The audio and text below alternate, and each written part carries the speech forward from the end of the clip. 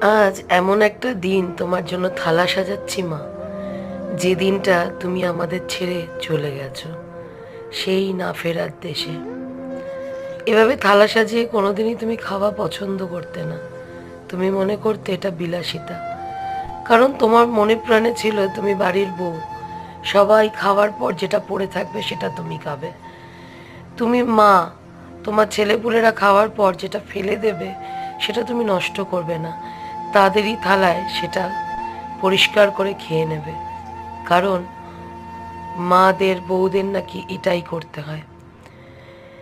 তাই জীবনে আমি তোমাকে এভাবে থালা সাজিয়ে খেতে দেখিনি। আমরা দিলেও তুমি একদম পছন্দ করতে না। আজ এমন একটা দিনে সাজাচ্ছি যে দিনে চাইলেও আমি তোমাকে ছুতে পারবো না।